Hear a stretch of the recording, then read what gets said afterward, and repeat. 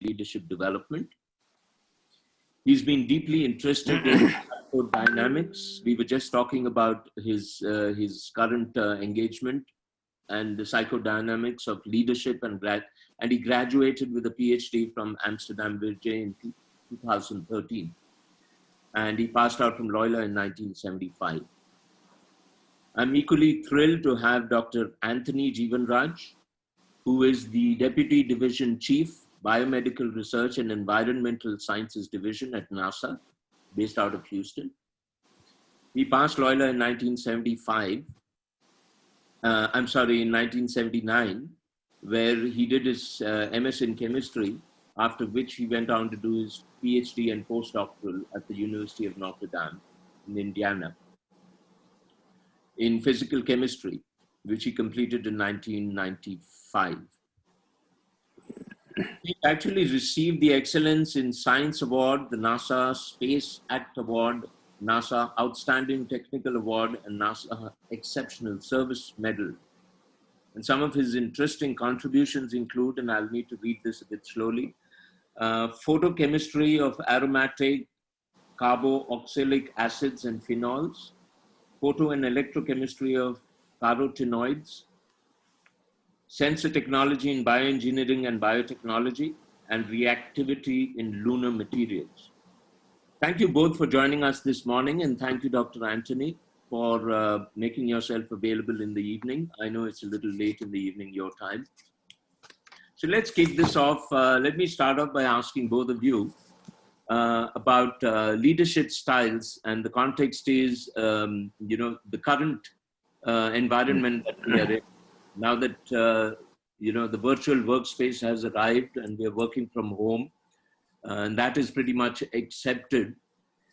Do conventional leadership styles still hold, and has anything really changed from your perspective, from your vantage point? Is there anything we should be aware of that we can use in our professional life, given this new reality? Dr. Hassan, you'd like to go first, please? Thank you, Ashish. And while I'm very happy that I've been invited as a panelist for this session, and I'm glad that you call it a chat session, because with so many eminent ex-Loyolites joining us, it's more a chat rather than a lecture or a presentation, because we are sharing our knowledge with one another. And I have an ambivalent feeling what I can contribute to such eminent alumni, where each one of the alumni have achieved a lot in their own respective way. Anyway, yes, the COVID-19 has really upset the whole world in an unprecedented way. I think even the World War II, which happened in the 40s, was not so brutal as the COVID-19. And it has forced us to look at things very differently, primarily forcing us to look at the environment, the ESG, whatever they call it, and also to look at managing people, because to some extent, leaders find themselves in a situation of not being able to control their workforce as they can traditionally do, because how do you control when you work from home? There is a lot of freedom and independence and empowerment now has to be given to your employees, your staff.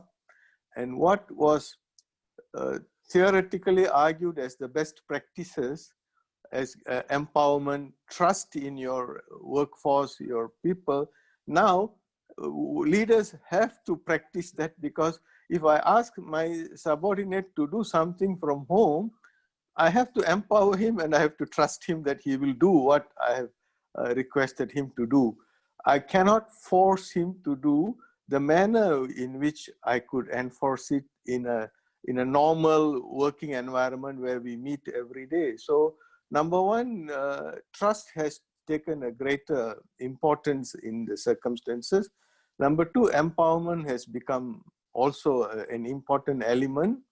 You can't follow the traditional hierarchy in the current situation. And also the hierarchical ladder has been sort of somewhat been abolished and forced into a more flatter organization for the benefit of the companies to survive, because most companies under the current circumstances, unless you are in some very lucky industries, like in Malaysia, we have the glove industry, which is thriving because we are exporting gloves all over the world. And then if you are in the pharmaceutical or producing sanitization chemicals, etc., you are in a very good position. Hospitals are doing roaring business, healthcare. But the rest of them, like aviation, tourism, hospitality, management, and others are taking an unprecedented hit on their business. So these are some of my thoughts that comes to my mind under the current situation. In fact, no, that is the hierarchical organization is, slowly losing its luster, as it were. Dr. Anthony, from a mission leadership perspective, has anything changed? So when all these things are going on, like, so we have 6 crew members in the space station.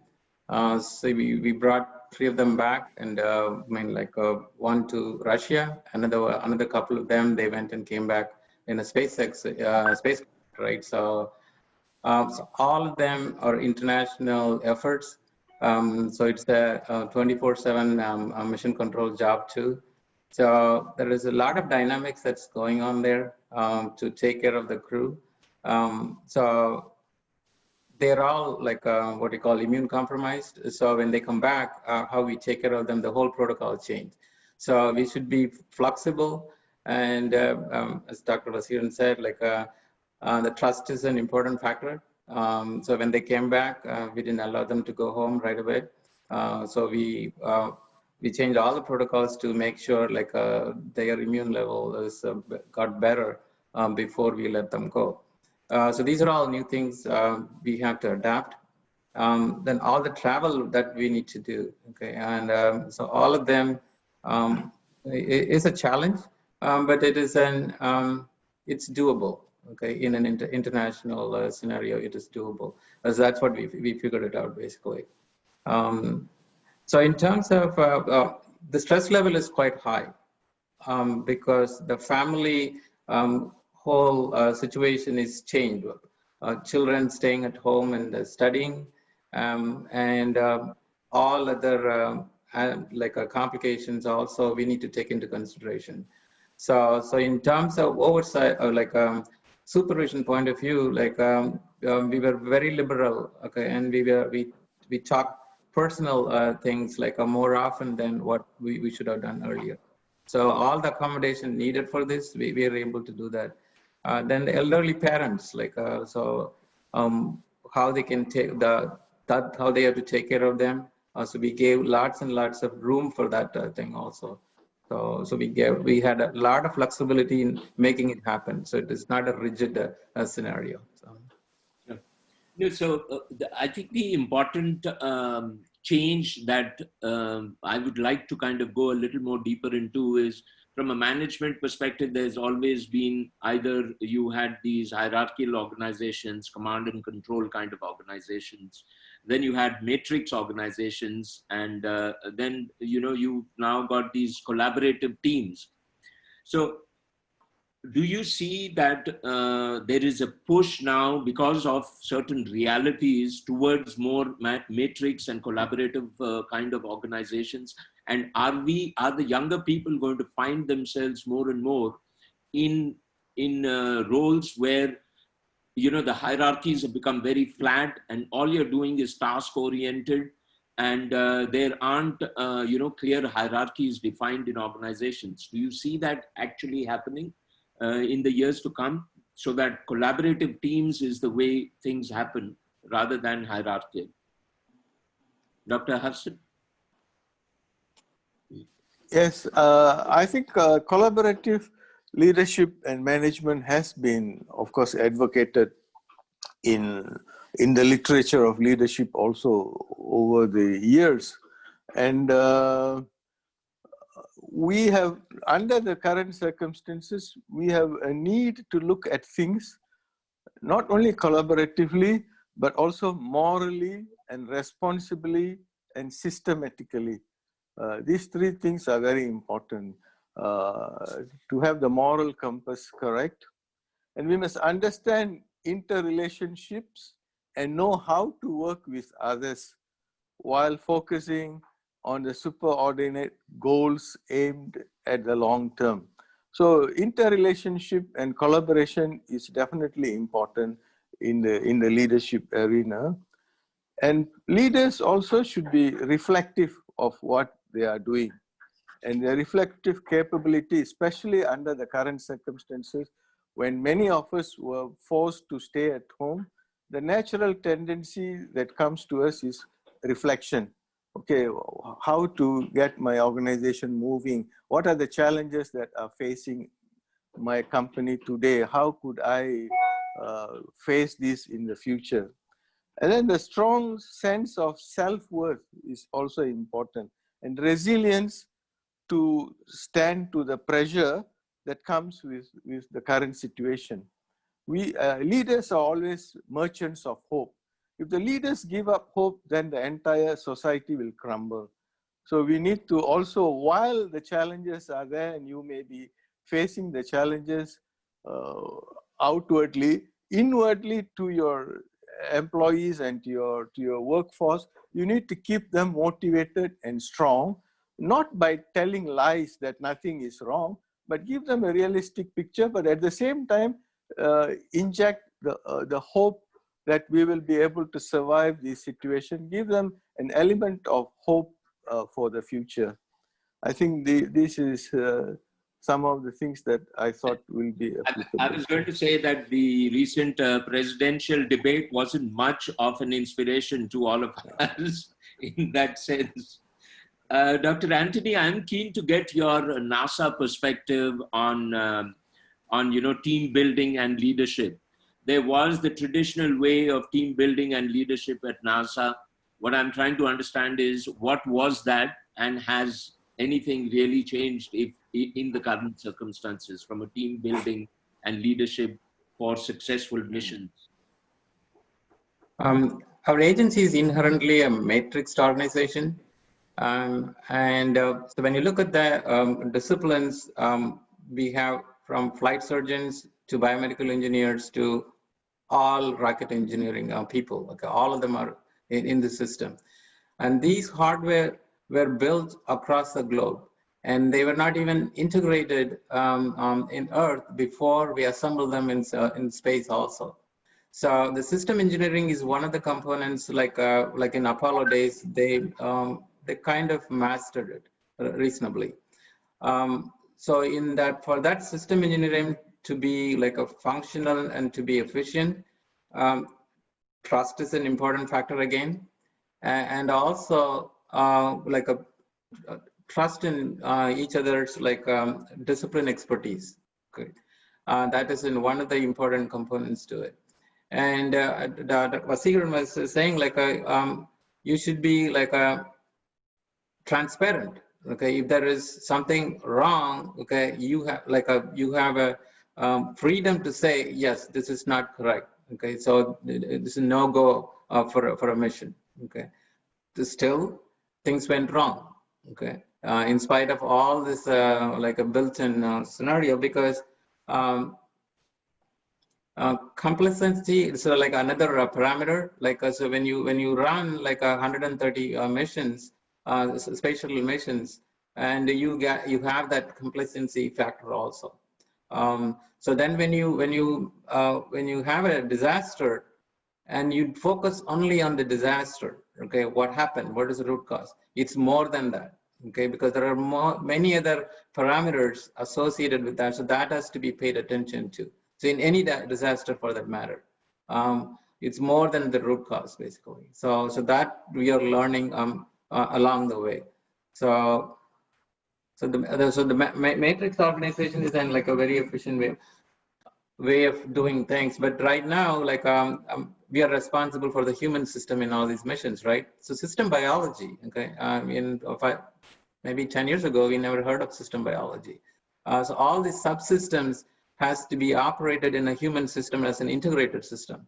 Okay, if you're in the team, like if you have engineering graduates, they can relate to it like it's a multivariable problem, right?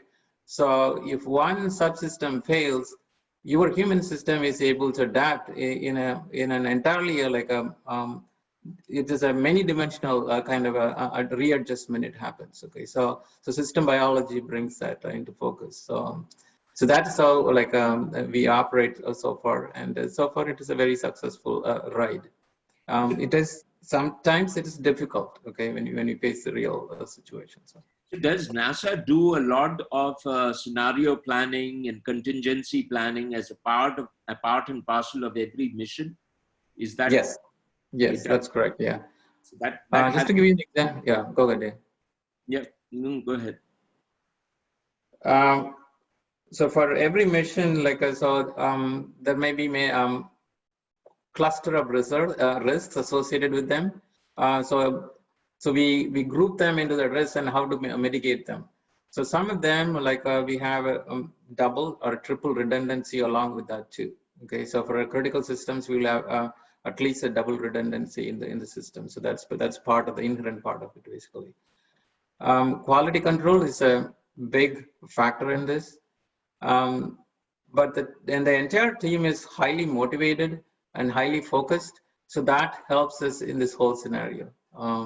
So all the hardware that is made across the globe, and so that kind of rigor makes it happen, basically. So people self-motivated, or it does not? I mean, are there things that the organization does to, motivate the teams?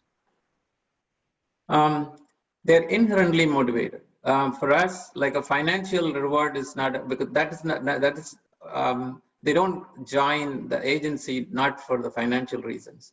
All the people are coming in with excellent training just to be a part of this great endeavor, basically. So that's how I see, like our organization is the total is about 10,000 people in my center. So my organization is about 1,000 people. And so I have people from all walks of life.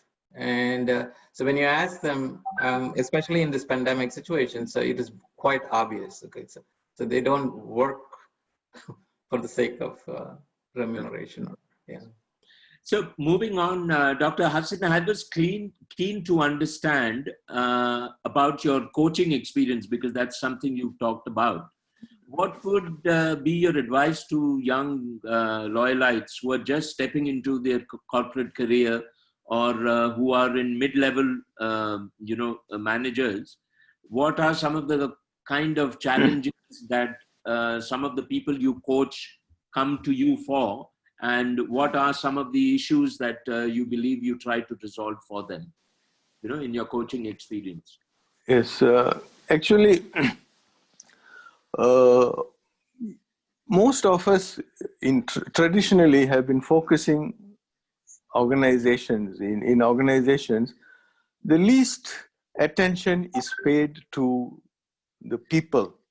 We are all very focused on systems, structures, and technology, and to some extent neglect the development of human capital, which of course increasingly now it is finding its own level, and people are sending, from the manner in which business schools were thriving on executive education, where I also do some work with in INSEAD, etc. That means people are focusing their attention on human development.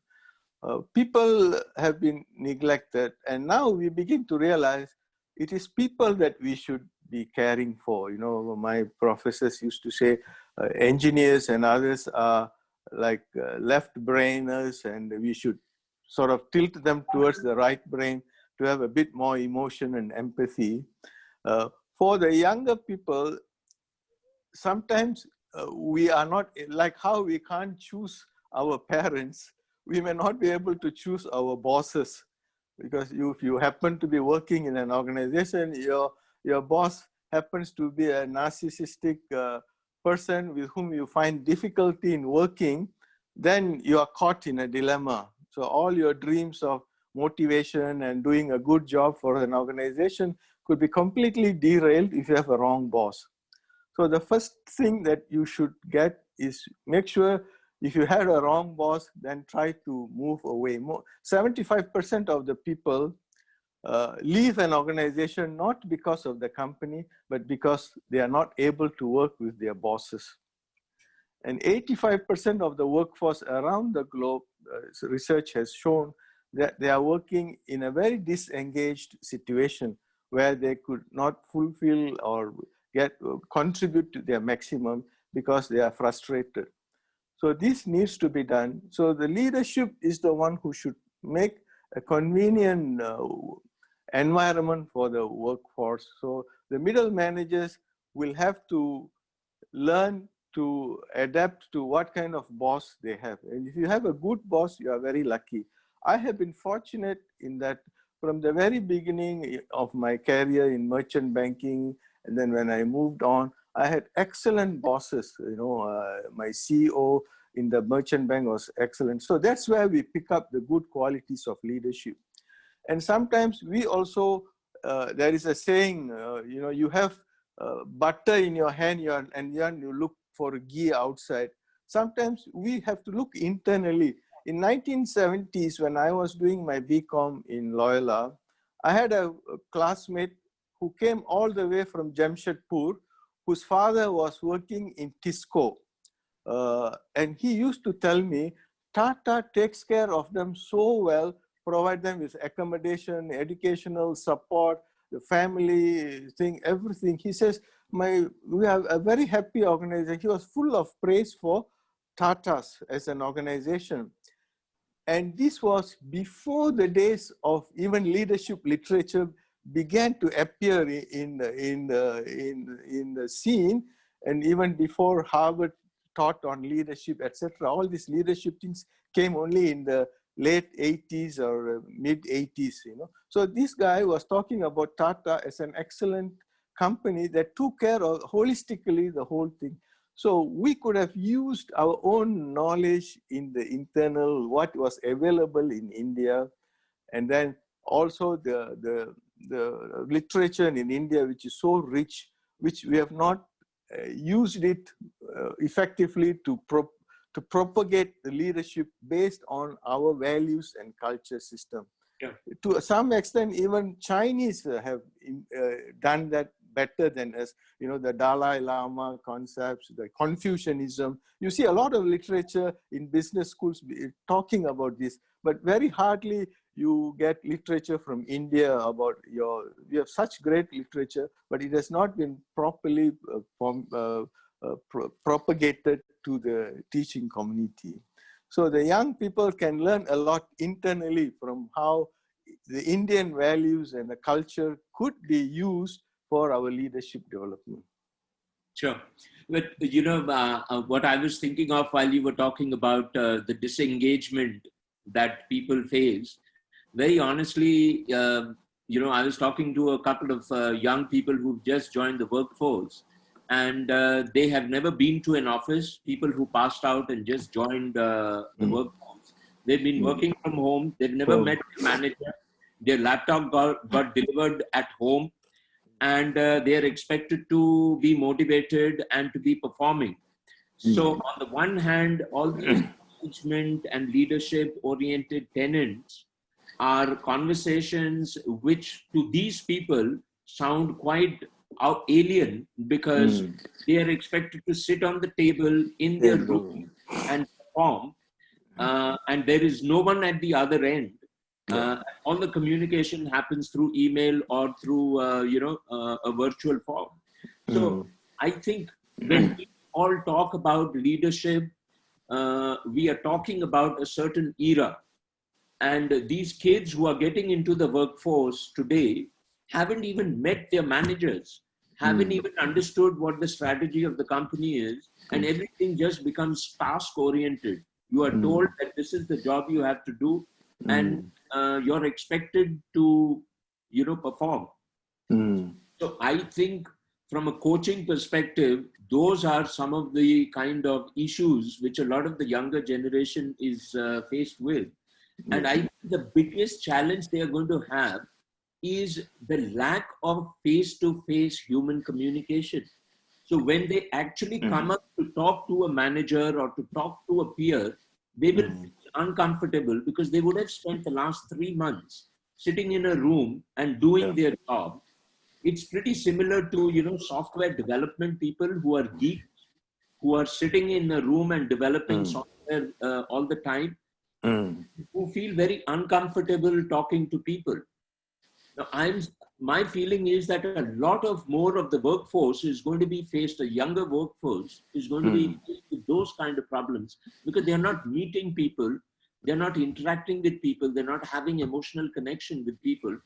And so the kind of challenges that are going to come up in the next 1 year or so, because this COVID thing is going to continue for another year or so.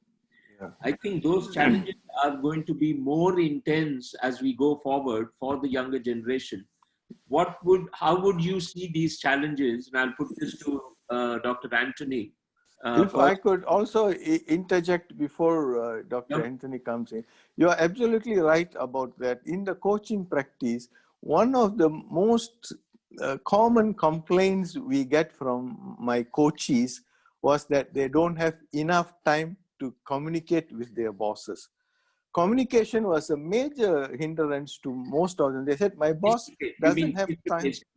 Yeah, face to face to meet with him. I don't have time to meet with my boss because he doesn't allocate time to discuss. So I am not able to convey my ideas and things to him. So even in the normal situation, they felt that they had lacked face to face. Now with this COVID situation, it's even worse. So this is a real challenge, and we have to, maybe when situation hopefully returns to somewhat a normal in the number of years, we may have to unlearn some of what the younger generation would have learned, to be isolated, to be working independently, individually, and then bring team alignment. That is why I think executive education will be even more needed when we realign our workforce to face-to-face management in the years to come, hopefully. Sure. Dr. Anthony, would you like to weigh in? Yeah, after these many months in the COVID situation on remote working, there are some research studies have happened also along the way in China, all across the globe. And what they've learned is basically younger people want to come back to this thing. Like supposing I'm giving an opportunity to come back, okay, so 50% of them can come back. Younger people opt to come back because they thrive in a communal thing. Okay, so that is what they call it. So it's an organic in nature for the system to thrive. Okay, so that's what they have found out. So in the generation wise, the senior generation like us, they were not that much willing to come back basically. So for many reasons. Okay, so this will be an entirely a new way of doing business on several fronts. Even from the education side, learning process is one of them. Some of the hands-on thing, like how do you make it happen? And then it is a global economy too, right? So that you will learn quite a bit on many fronts. And this is an experiment, right? So for the past almost 7-8 months now. So that's what they have learned from these generations. So we have a very strong employee assistance program, we call it. We have counseling, psychology, psychiatrists to support also to the entire core, so all the 10,000 people. So that we take it very seriously, meaning anything we see, we give them the right. The timing is more important, right? So before it becomes really bad. So we make that available to the entire community too. So. Sure, sure. No, I was in fact going to say that, I spent 12 years at IBM, and in IBM, work from home was, in fact, when I joined IBM, it was very strange because in Singapore, it was mandatory. So we were given an allowance and asked to work from home right from the time we joined.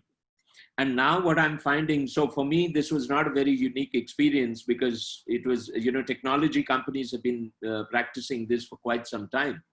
But what I'm finding now is an organization like TCS, what I read was what they are doing is, as this COVID situation unfolds, they are now asking all new recruits to come face to face. And depending on the number of years of service, if you have put in more than 10 years of service, you kind of don't need to come to the office. If it's less than 5, you need to come to 3 days in the office. And so that way they are trying to put in policies in place so that the younger people, like you rightly said, need to feel part of an organization, need to understand the culture, need to understand the leadership, what the strategy is. So they don't have any relationships or loyalty to the organization. So they're pushing them or mandating them to come to office on a daily basis, people who've been around for 3 years, lesser so. So I think that is something that is going to become more and more prevalent amongst technology companies. I don't know how that will work out in mission-based scientific or exploratory organizations or traditional organizations. Probably traditional organizations might start getting back to normal. Change happens a little more slowly in traditional organizations. Okay. I'm keen to understand, and this one is to you, Dr. Anthony. When you started off your career, did you have your end game in mind? Had you seen yourself being at NASA when you were in Loyola doing your MS in chemistry? How has this journey unfolded for you at a personal level? And did you kind of see yourself where you are today when you were sitting in Loyola and undergoing your education at Loyola? No, it was not in my dreams even. Never imagined. So immediately after graduation from Loyola, I went to work for a BARC, like Baba Atomic Research Center in Bombay, for a couple of years as a scientist. Then I wanted to pursue my studies, but going through central government is harder. So that's the reason why I came back to Loyola and taught for a few years before going to Notre Dame. So when I was, the radiation chemistry was intriguing for me. That's the reason why I joined the University of Notre Dame radiation lab. So I did my PhD on that part. So then I did my postdoctoral work at that is the time lasers was very prevalent. So all these radiation and laser related chemistry I learned. So all the fundamentals I learned quite a bit for about more than 10 years after I left Loyola. But the space industry, one of the interviews I went was basically they were doing three-dimensional tissues in space, meaning because supposing you suspend, you take your own human cells and there's no gravity, right? So if it's a hard tissue, it'll become like a three-dimensional tissue, right? So, but in your body, the pH and glucose and all of them are controlled very well, very tightly. So they were looking for somebody to make systems so that the whole three-dimensional tissue engineering can be automated. So that's how I entered the industry. I never learned biology, but I learned biology on the job. Okay, so then I did biomedical research. So once that particular project matured, that particular hardware is available around the globe for many research purposes now, and so you can do tissue regeneration. Okay, so we did it for some other purpose, but now it's used for something else. So then I learned the human system, how the whole thing works at the bio-nano level. Okay, so in an RNA, DNA level. So I learned more about it. So then I managed all the biomedical research in the domain for astronauts' health. And now I manage about 17 disciplines. Okay, so all related to astronaut health. So that is, every day is an exciting day because we learn outstanding new things, and the workforce is quite diverse and quite motivated and quite knowledgeable. They're all world leaders in their own rights, whether it is neurology or whether it is exercise physiology. So all of them are outstanding people. So it is a joy to go to work every day, basically. So that's how I ended up there. And you can ask me like, how does your training helps you, right? She's like, when you're talking about the fundamentals is the key thing, okay? And people. And she's asked the question, okay, so that institution gave you a good peer student community and an outstanding teachers and an outstanding management, okay? So that gives you a nurturing environment so you grow. And when you are responsible, then automatically it comes to you, basically, because you learned all of them. It is inherent in you, basically. So that atmosphere. So that's how I ended up where I am right now. Thanks again for all the participants. So yeah, thank you for your time. Go ahead, yeah. No, I was going to say, so it's a very strong foundation that got built for you in Loyola. That's yeah, that's exactly true. Yeah. So what would be your? Sorry, go ahead. Human touch is very important. All those peoples are trained in a very like an outstanding way in a silos form, right? So that's how our design is, right? But how they have to work with each other and give a good solution set for any problem that comes along. That is a key. Okay, so how do you make that happen with all? I mean, like outstanding people. So that is a challenge that you learn. Like that the foundation what you got from Loyola is outstanding. Yes. Yeah, go ahead.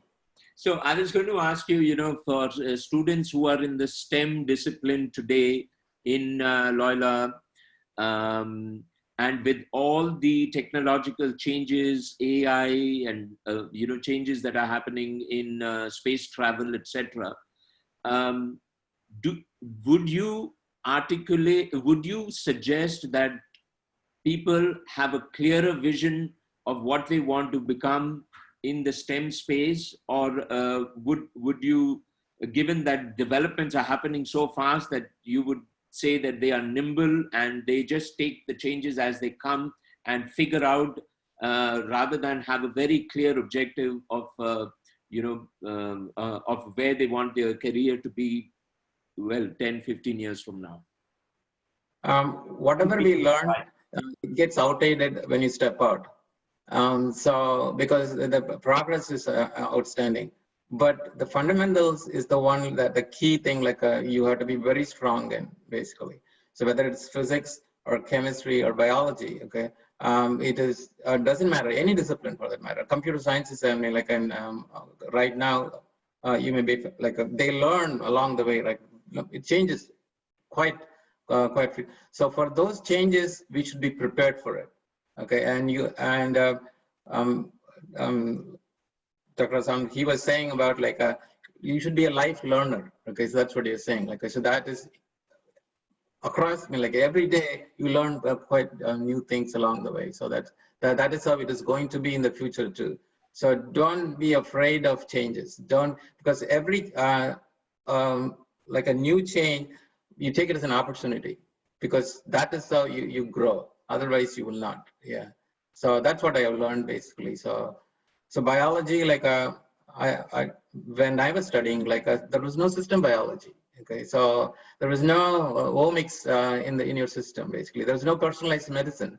Okay, so within 5 years or 10 years, so in another 5 years, personalized medicine will be a big deal, because right now what we call the pharmacogenomics, they call it, right? Meaning like each medicine what we take, it will be unique for each one. So it is not the same diabetic medicine or blood pressure medicines. Okay, for some of them it will not be. So it is already in practice now. So before you know it, it is changing in front of your eyes. So essentially, it is evolutionary. Having an end point in mind is not advised. You should just let it evolve. because of all the changes that is the right thing. So you should be open to that component basically. So that is the way you grow along that way. I never imagined I will do biology at this level, okay, at all. So, but right now, like we do personalized medicine for the crew member. So.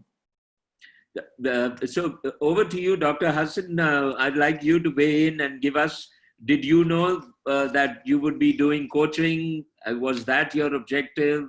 How has your career unfolded over the years, and what lessons do you have to share from the way it has unfolded? Yes, thank you.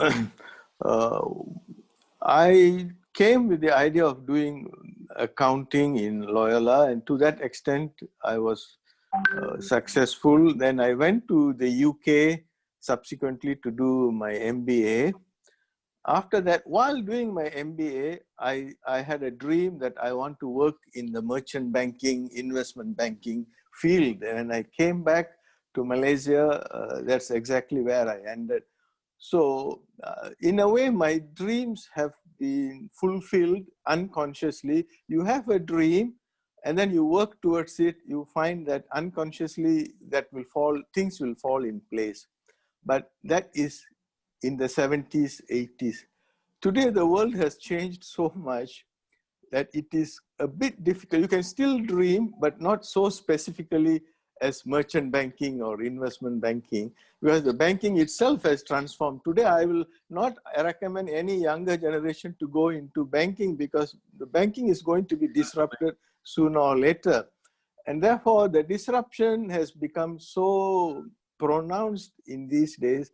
We should be prepared for anything. Have a dream, like the past President of India, Mr. Abdul Kalam said, you must all have a dream, but a dream to succeed, to do well, but may not be as narrow as to follow a specific industry or a field, but be prepared for it. And in that sense, Loyola gives the best foundation. You know, wherever I went, my undergraduate studies was standing in good stead for me to do well in my MBA and later on in my PhD and other thing, the coaching, etc. I went to. But after I was reaching a certain age, in the 50s, I was planning what should I do when I retire at the age of 60, 65, you will be out of banking, what should I do? So then I said, I must give back to society what I learned. So that's when the coaching thing came to me, and I transitioned from banking and finance into coaching industry. So I did a master's program in coaching and then went on to do a PhD. Now that's exactly what I'm doing. So in a broader way, you can dream and things will fall in place, but you cannot be very specific and say in a narrow way, so this is what I want to be, and then it's difficult. Even in the cine field, you see so many people who want to dream, they want to be actors, but not everybody become famous actors. Some of them become okay in the cine field, in the technical side. Instead of being film stars, they end up as directors or cameraman, those kind of things. So you can have a broad dream and follow your unconscious, you should be able to achieve. And with the millennials, the challenge is even greater because very little research has been done on the millennials and their thinking pattern. People, most of us, like I'm in the baby boomer generation. After that, the generation X and all that came. There, a bit of research has been done about our behavior, etc. But we don't understand the millennials as much now because very insufficient research has been done. But there is a very strong hope. These millennials have very strong feeling for the environment. You can see that from the youngsters. And that brings a lot of hope that the future generation will be very responsible in their roles in future. I was curious to understand, this area of study that you are currently involved in, psychodynamics of leadership. What exactly is this? And give us some more insight into this area. Yes, I am now currently, actually, I've I did why people behave in certain way and what drives them to behave. And this is what I set up to research. And then we use the clinical paradigm of people are products of their past, and every irrationality has a rationality behind it. And then the way we regulate our emotions determine the manner in which we end up as leaders, like emotional intelligence, etc. And now I'm delving deeper into the field of psychoanalysis. As I was telling you earlier in our chat, that I've just registered for a doctoral program in Boston. I should have been in Boston now, if not for the COVID, for a degree in psychoanalysis to understand the behavior of human beings, what drives them to behave in a certain way. And using that, we can understand leadership better. And of course, each leader has his own unique idiosyncratic methodology. And you need to understand deeper below the surface. Like we have all known the iceberg metaphor, you know, 10% is visible, 90% is invisible. So what psychoanalysts do is do research on the 90% which is not visible to see how human beings' behavior is dictated by what. And usually they draw it down to their early caregivers. How the early caregivers take care of you in the formative years, 1 to 5 years, will determine what kind of a personality you end up with in the end. So that's what I'm involved in. No, and I was thinking, and you know, the way kids are growing up today with technology, their brains are wired very differently from the way our brains were wired. And I think, you know, both the millennial generation as well as the new generation which is growing up, the amount of technology that is becoming a part and parcel of their daily lives and social media, for example, is something that will have a big impact on the way they view their lives itself. Yeah, you're right. And loyalty has no longer any relevance. You see, in the good old days, when you start working in an organization, you want to retire in that same organization because it takes care of you, the loyalty is there. British companies, good Indian companies, they made sure that loyal employees are taken good care of. Like I know in Standard Chartered Bank, in the early days, which I know, if the father retires, if there is a child who is able to take up a role, they will give a preference to a child to work in the bank. Today, you know? it's a liability. Today, it's a liability. Today, if you it's a liability. Company for more than 3-4 years, Yeah. they think that you have completely become a status quo person. Precisely. So the organizations also do not appreciate loyalty of the employees because they hire and fire at their own New skills coming in. Yeah, new skills coming in. So that is definitely out of question now. So we have to rethink our modality of how the younger generation will fit in. And they also don't like the 9-to-5 kind of jobs. They want greater freedom, what they want to do. So these are some of the things that we are grappling with, and hopefully more research will be done about the millennials and the younger generation to see where they are heading to. Good. So we are, this is a wonderful conversation, having two very eminent people who've gone through life and who've achieved so much in their careers. There's a lot of learning that we are getting from this conversation. I'd now like to open it up for Q&A. If we can open up the mute and unmute all the participants if they have any questions. But in the meantime, we had asked some of the participants to give in their questions in writing. So why don't I look at some of the questions that came in writing, and in the meantime, we can wait for the participants to speak up as well. Hello, sir. Yeah. Hello. This is Francis from Kuwait. I did my UG, PG, and also PGDBA from Liba. 8 years I spent in the campus. Sir, I'm here in Kuwait for the past 20 years. So the scenario now, we used to tell our kids, not to carry the phones to school. Nowadays, the school is inside the phone. what what can we say about this? This is a completely change. Total change. Never expected. Unprecedented. Yeah. Very true. Very true. That is in fact now that's becoming more and more the fact that all education is being done from home is Yes, sir. the new reality, Francis. So in fact that was one of the questions which one of the participants had submitted, which is that what are some of the specific leadership roles that Loyolites can play in the social service sector?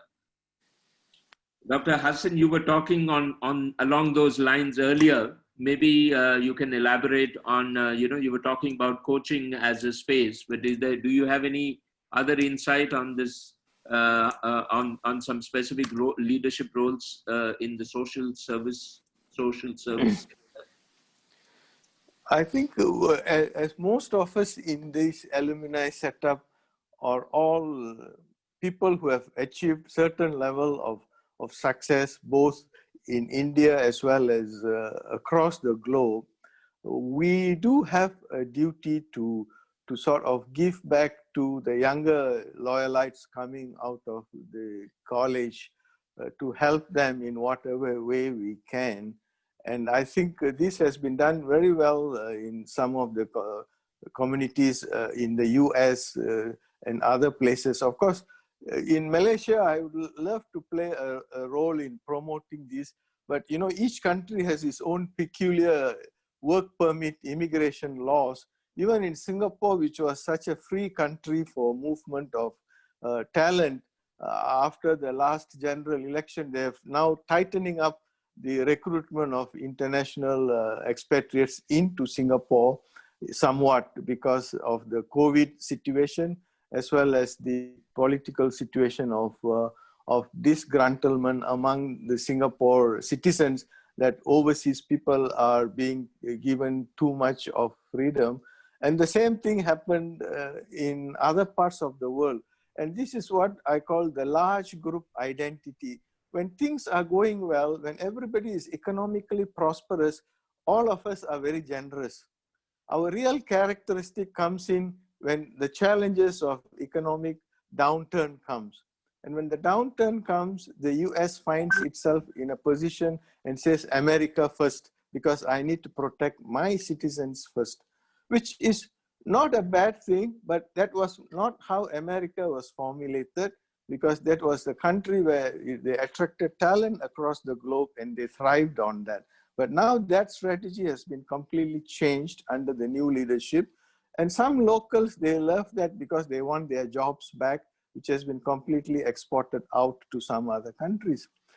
So we, as in our role, we need to play in whatever way we can to help the younger generation, to give them some guidance and coaching, to see how mentoring, more than coaching, I would say in this situation, to help them to guide in some successful way in wherever we live, I mean, whether it's the US, New Zealand, or Singapore, or Middle East, that is the role that I think is expected of the older generation towards the younger people. Yeah. Dr. Anthony, we have an interesting question from Gopal. He's asking, how do you respond to criticism? How do you respond to criticism?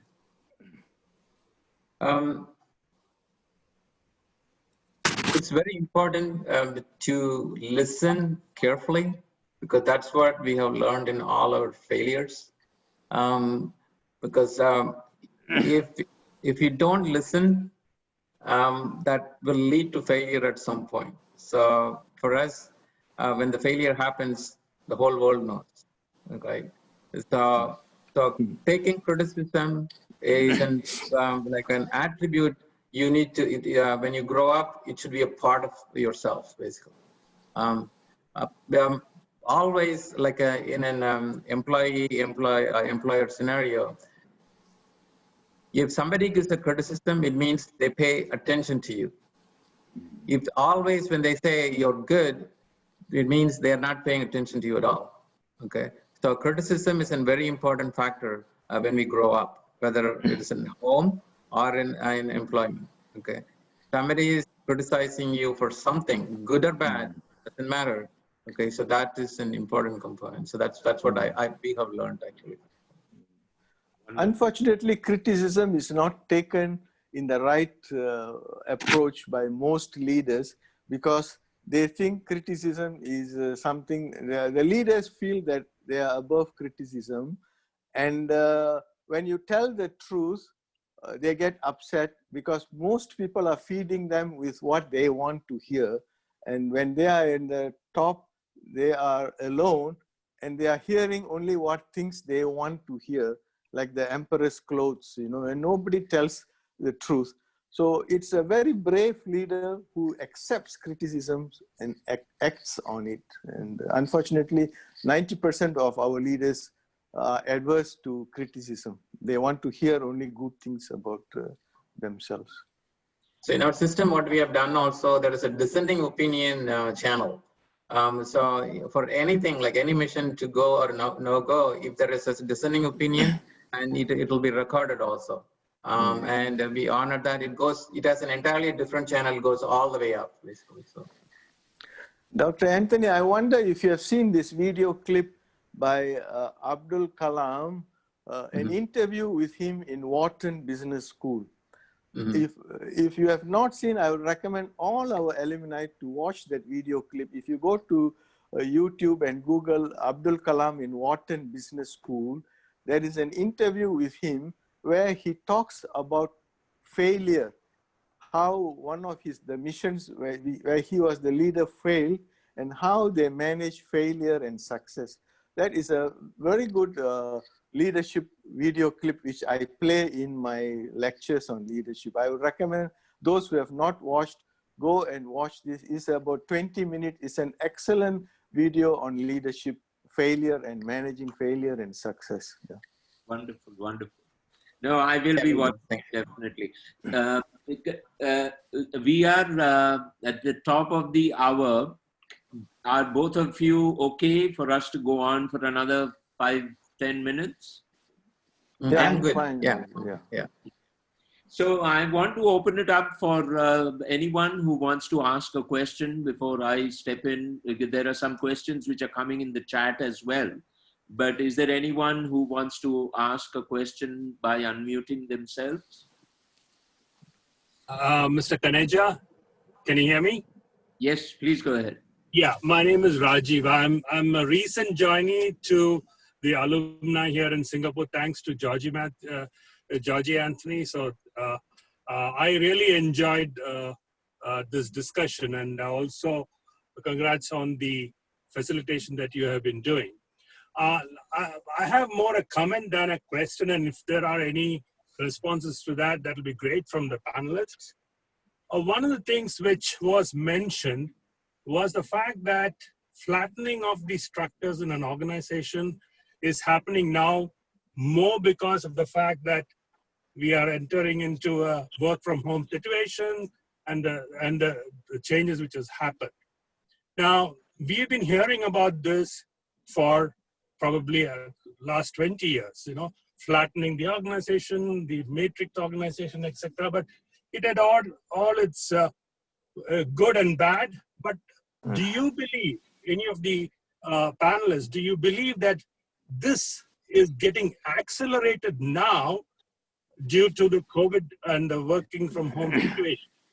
That's my question, or a comment, whichever way you can see. But I see that happening, so it'll be good to know. Dr. Hassan, you'd like to talk about this? Yes, I think your observation is correct. I mean, change is always a slow process, but situation has forced us to change faster because of the COVID situation. And you see, like if I'm the CEO, and if I want to connect with someone to find out the result of some action, I have no time to go to the head of department, and then the head of department checks with his subordinate. It may go down to 3 levels before I get. So what has this COVID situation has prompted is I go straight to Mr. X who has the information. It may be 3 layers down, and I want my information immediately. So I call him up, I have a Skype call with him, and then ask him where, and then I get the result immediately instead of going through the normal hierarchical channel in a normal day in the office setting. So in that sense, I think we are somewhat forced to flatten the organization indirectly by resorting to, because the CEOs have go to the direct source because they want immediate information for the survival of the company, because you have to make quick decisions in this situation. A lot of uncertainties are placing. So that has somewhat forced us to flatten the organizational structure in the current situation. Sure. Thank you. Thank And you. by the way, welcome to joining the alumni. We are so happy to have you, and thanks for the feedback. We look forward to having more one-on-one conversations as we go along and introduce you to some of the things we're doing. Thank you. Moving on, do we have anyone else who would like to ask a question? Sir, again, Francis Jairaj from Kuwait. Sir, I was in UAE as an assessor. You know, UAE government is now ranking 14th in happiness index across the world. Now they would like to be number 1. And whoever, the federal entity, whoever gets nominated, they get the Sheikh Khalifa Excellence Award. You know, when I gone through this exercise, we always wonder, you know, the Singapore is a role model. For any country to benchmark, Singapore had best practices in terms of containing the coronavirus, or we talk about bringing happiness index. So I would like to know more about, I'd like to know what is the best practices you do, and that will enlighten us, sir. Thank you. So probably I have some of my Singaporean friends on the call as well. And maybe we should, that's a very good subject for us for one of our next calls. Given that we are the Singapore alumni, it will be great to get a host of my Singapore friends to talk about something which is unique about Singapore, how we tackle the crisis, what are some of the positive and negative. And I would love for you, Francis, to join that conversation. So you've given us a very good idea for one of our next sessions. Thank you, sir. Looking forward to it. Thank you, sir. Yeah. Let me see if I have anyone else wants to ask a question. I have another question, which is, who is your favorite leader and why? Dr. Hassan, who is your favorite leader and why? Well, I think if you look at, I will be conforming with what has been said in the literature of leadership, that people, 95% of the people, when asked about who is the leader they admire, they voted for Nelson Mandela. Because you see, having spent 28 years of imprisonment and torture, he came out and he was able to forgive the entire white population and move on the country. If only he had said, yes, an eye for eye and a tooth for tooth, then the whole of South Africa would have gone down even worse. After his death, unfortunately, South Africa is still struggling to put itself back.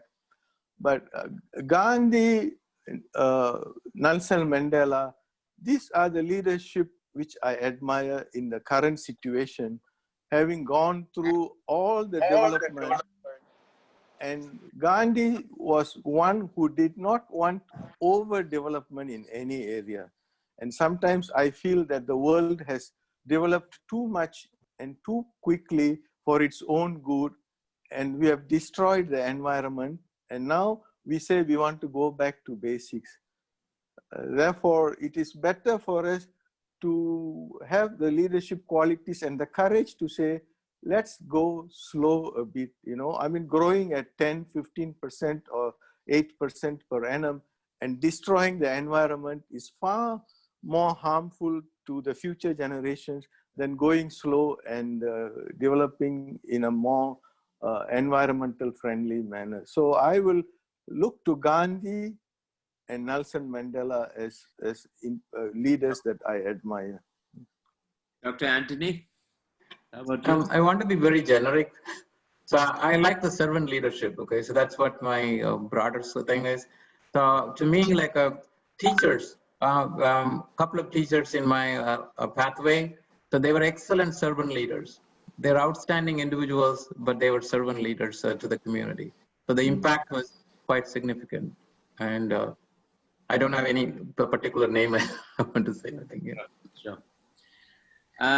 We're all probably on to the last one or two questions. I have a question from Priya. She's asking, given that the new generation is now mainly studying remotely, how would you go about creating an affiliation to Loyola and a sense of being part of the alumni? So Priya, I think I'll try and answer that question. And I think sessions like this are a great way of not only connecting with the alumni, but one of the things we have been discussing with the college is to get some of the current faculty also on calls like this. So teachers who are teaching at Loyola College today can also connect remotely with the alumni and exchange their experiences both ways. And at the same time, given the efforts of the college and Masi, who is on the call here, most of the alumni is now organized in a lot of the countries. So right now we are trying to kind of, once we get ourselves better organized, Singapore, each of the countries can start having exchanges and exchange related Zoom calls as well. So I think today, given the technology, it is going to be a lot more easier for us to, interact with each other, both with the college and with the other alumni countries as well. Is there a last question? Anyone wants to ask a last question? Ashish, my name is Subhash. Can I just give my opinion? Please, Subhash, go ahead. Dr. Ashir and Dr. Anthony, thank you very much for your very informative conversation that you had with us. It's a build on a build-up. We have gone through various avenues, various roads of career path, and you all have been both very successful, and that augurs as well for the juniors to follow. Because I say leaders are built on the foundation shared by their mentors and teachers. This is what I learned from school. This is what I learned from Loyola. This is what I learned when I was doing career. And I also learned, let's not forget the most practical things in our life. If people want to succeed, yes, knowledge and skills can always be got by somebody sharing it with you through the books or the media or anything. But there is one aspect which is unseen and developed in the sense, like me, I belong to the career in banking, which I left about nearly 20 over years. But I find that the basic mistakes that leaders do is not educate or firm with their juniors, their peers, because they are not emphasizing the strength of these two words. One is corruption, one is greed. Mr. Dato Overseer said this. He said, you see, this is where I find that it's still spilling over. You can have a magnitude, an excellent company.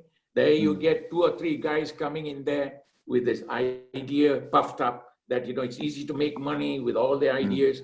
And then greed sets in, followed by corruption. There begins the downturn of that economy, or for that matter, the company itself. So I think leaders must, when they get to sit on the chair as a leader, he must be open from his heart to tell them, this is not the place to make money. This is not the place to have greed. This is not the place to have ego. Like what Dr. Anthony said. You see, what happens is, he was very clear that you should not have this kind of certain characteristics if you want to tend to become a leader. You see, leaders are few in number in life, but followers are plenty. So, but that leaders must sit down and use that practical art to tell them across. Because I've seen in my career of 32 years as a banker, Dato, I quote Dato Wasir because he's the chairman of a bank. He has been a banker too. And we know what was the setup behind people. Oh, we came with when we came for a job, back to Malaysia somewhere in the 70s. The moment we mentioned Loyola, they gave us a job. They placed us in an officer's category, but they didn't ask us, what is your background? What is your practicality? How will you really take this company forward? There was no, they gave us the directions, but they never asked us what will be the directions. Where will you take this bank 10 years from now? These were all missed out. But I have found out this is very critical. Leaders must be strong and bold enough to say, if they're coming into an organization to lead this company forward, three things must drop: corruption, greed, and ego.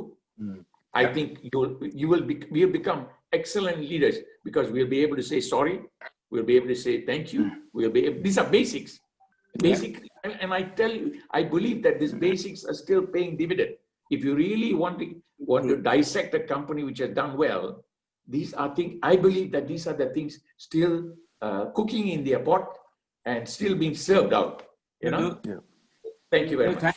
Thanks, Subhash. That is very interesting insight, and that is a great, insight that you have that will also take us into the last part of what we wanted to say. I really wanted to thank both Dr. Hassan and Dr. Anthony. We are 20 minutes on top of our intended time. We've had some excellent inputs from both these gentlemen.